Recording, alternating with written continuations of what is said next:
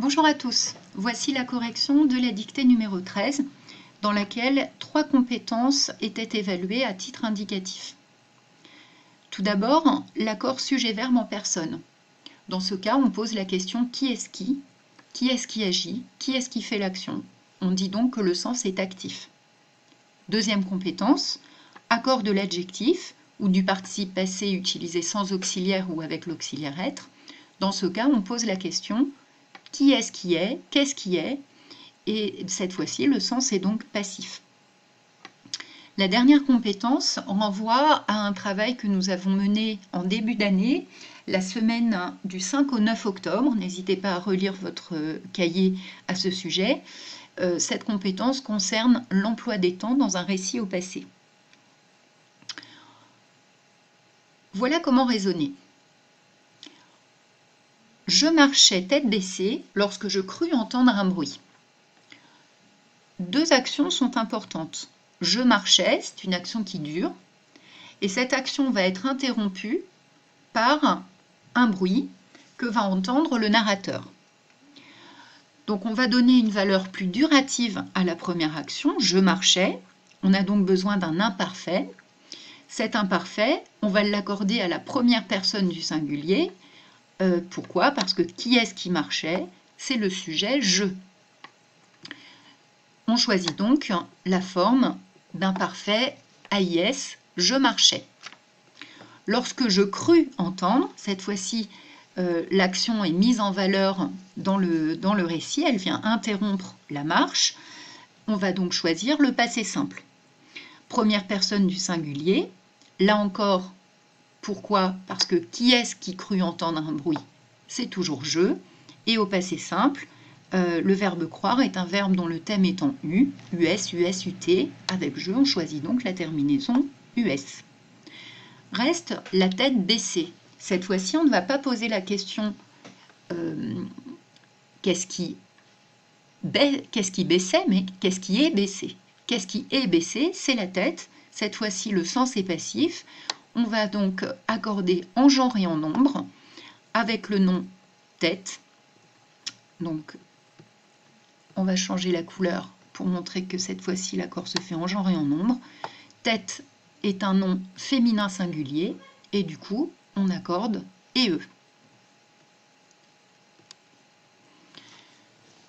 Je jetais un coup d'œil par-dessus la palissade et m'arrêtais stupéfait. Il s'agit ici de la suite des actions. Première action, le narrateur entend un bruit. Deuxième action successive, il jette un coup d'œil par-dessus la palissade. Troisième action qui va suivre, il s'arrête stupéfait. Ces trois actions sont des actions de premier plan qui sont envisagées dans leur succession. On va donc rester au passé simple, de la même manière qu'on avait choisi je crus tout à l'heure.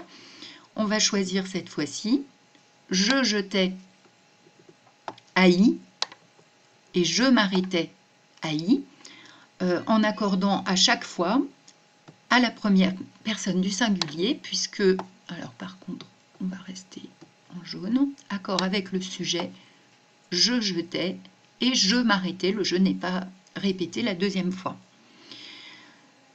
Si on mettait ce passage à la troisième personne du singulier, on entendrait mieux cette nécessité de rester au passé simple. On dirait à ce moment-là, il crut entendre un bruit de voix, il jeta un coup d'œil par-dessus la palissade et s'arrêta stupéfait. Un spectacle étrange s'offrait à mes regards. Cette fois-ci, le choix est facilité puisqu'on ne vous donne que des possibilités d'imparfait. Cette fois-ci, ce spectacle qui va s'offrir à ses yeux n'est pas une action successive, mais quelque chose qui dure et que l'on va ensuite pouvoir décrire. Donc là, on pose la question simplement qui va nous permettre de choisir le sujet. Qu'est-ce qui s'offrait à mes regards? Le sujet, c'est un spectacle étrange, qui correspond à une troisième personne du singulier. Du coup, il faut choisir la forme s'offrait haïté. À quelques pas devant moi, sur une pelouse bordée de framboisiers verts, se tenait une jeune fille, grande et élancée, vêtue d'une robe à raies et coiffée d'un petit fichu blanc. Comme vous voyez, pour raisonner, il faut lire à l'échelle d'une phrase. Quelle est l'action principale rapportée? C'est la description du spectacle qui s'offre aux yeux du narrateur. C'est le fait qu'une jeune fille se tient devant lui. Pour cette action, là encore, on a le choix qu'entre 3 possibilités d'imparfait. Il s'agit de la description de ce spectacle qui s'offre à ses regards. On pose la question qui est-ce qui se tenait? Alors, qui est-ce qui se tenait à quelques pas devant moi? Réponse, une jeune fille. Cela correspond à une 3e personne du singulier. On va donc choisir la terminaison AIT. À quelques pas devant moi se tenait une jeune fille. Une jeune fille se tenait devant moi. Pour les autres formes, on est plutôt dans des adjectifs ou des participes passés qui vont s'accorder cette fois-ci en genre et en nombre. Pourquoi? Parce qu'on ne va plus poser la question de l'action, mais la question qui est-ce qui est, qu'est-ce qui est. Par exemple, qu'est-ce qui est bordé de framboisiers verts? Il s'agit, alors je choisis le bleu, qu'est-ce qui est bordé de framboisiers? C'est la pelouse. On va donc choisir la forme de féminin singulier. Oups, alors que je ne me trompe pas. On va donc choisir la forme de féminin singulier, bordé, et eux. Ensuite, cette jeune fille, elle est grande, elle est également élancée, c'est-à-dire qu'elle est assez fine, grande et fine. Elle est vêtue d'une robe à raies et elle est également coiffée d'un petit fichu. Donc, toutes ces indications descriptives, on pourrait poser la question qui est-ce qui est élancé, qui est-ce qui est vêtu, qui est-ce qui est coiffé? C'est la jeune fille. Donc, tout à l'heure, la jeune fille, pour tenait, était le sujet du verbe. Cette fois-ci, une jeune fille est le groupe nominal avec lequel on va accorder en genre et en nombre élancé, EE, vêtu, UE, et coiffé, EE. Donc la première fois, une jeune fille fonctionne comme sujet de se tenait, 3e personne du singulier AIT. La deuxième fois, une jeune fille fonctionne comme un groupe nominal qui va être enrichi par des adjectifs féminins singuliers. Comment est la jeune fille? Elle est grande, elle est élancée, elle est vêtue, elle est coiffée. Phrase suivante. Il y avait tant de charme dans les mouvements de la jeune fille, elle m'apparaissait de biais, que je faillis pousser un cri de surprise et de ravissement.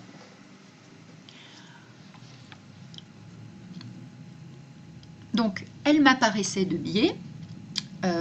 On a le choix entre 3 propositions d'imparfait. Là, attention, il y avait un petit piège. Qui est-ce qui apparaissait de biais au narrateur? Eh bien, c'était le sujet « elle ». Attention, le sujet n'est pas forcément le mot qui précède immédiatement le verbe.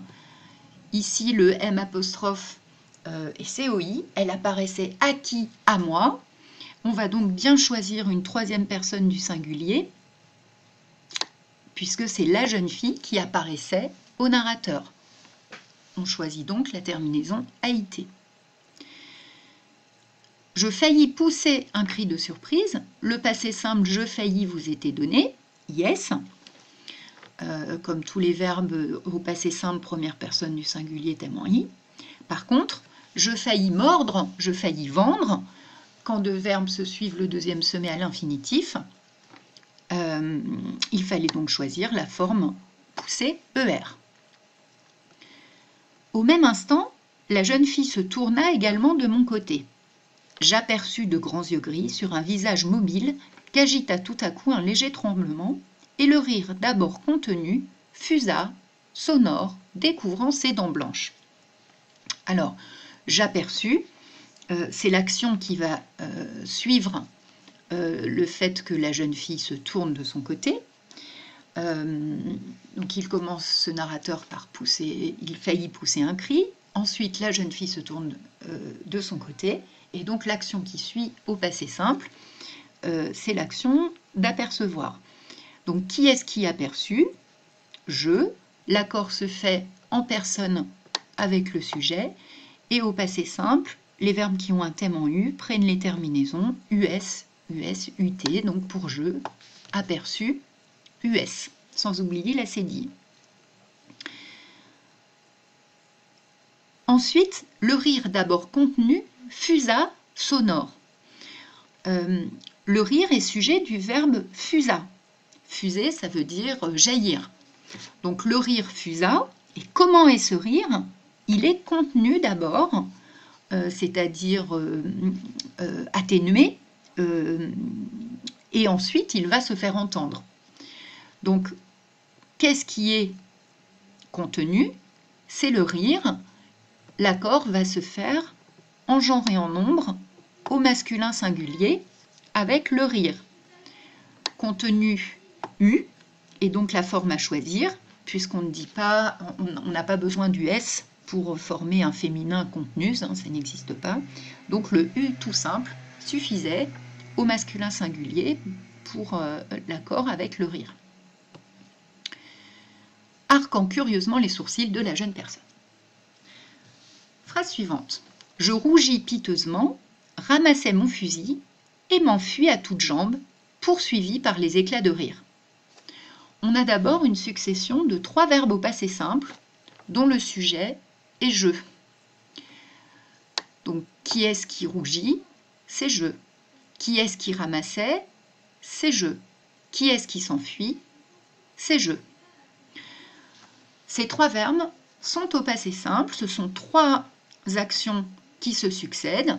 D'abord, le personnage rougit, puis il ramasse son fusil, et ensuite, il s'enfuit à toutes jambes. Les 3 actions sont envisagées dans leur succession. On choisit donc je rougis IS, je ramassais AI et je m'enfuis IS. En revanche, pour la dernière forme à compléter, poursuivi, ce n'est pas lui qui poursuit les éclats de rire, c'est lui qui est poursuivi par ces éclats de rire. Le sens est donc passif. On ne pose pas la question qui est-ce qui poursuivit, mais qui est-ce qui est poursuivi. Du coup, cette fois-ci, on choisit l'accord en genre et en nombre avec je, le narrateur, qui est cette fois-ci envisagé comme un simple masculin singulier. Et on n'a pas besoin, là encore, d'un T ou d'un S pour former un éventuel féminin. On ne dit ni poursuivise ni poursuivite, donc poursuivi I suffit. Arrivé dans ma chambre, je me jetai sur le lit et me cachai le visage dans les mains. L'action principale, les 2 actions principales coordonnées sont je me jetais sur le lit et je me cachais le visage dans les mains. Si on choisissait l'imparfait, ça donnerait l'impression que chaque fois qu'il arrivait dans sa chambre, chaque fois il se jetait sur son lit et chaque fois il se cachait le visage dans les mains. Or, cette fois-ci, l'action est unique. C'est ce jour-là qu'il arrive dans sa chambre, qu'il se jette sur son lit et qu'il se cache le visage dans les mains. Il faut donc choisir le passé simple. Si on était à la 3e personne du singulier, on dirait « arrivé dans sa chambre, il se jeta sur le lit et se cacha le visage dans les mains ».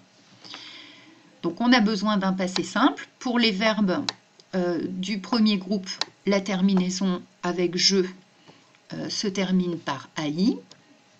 Donc je me jetais et je me cachais. Par contre, attention, ce n'est pas j'arrivais dans ma chambre, je me jetais et je me cachais. C'est qui est-ce qui est arrivé? C'est je. Donc pour le premier mot, le sens est passif, c'est un participe passé employé sans l'auxiliaire être. Qui est-ce qui est arrivé? C'est je. Et cette fois-ci, l'accord se fait au masculin singulier en genre et en nombre avec le pronom personnel je. Voilà, j'espère que ces explications vous ont permis de mieux comprendre les différents cas.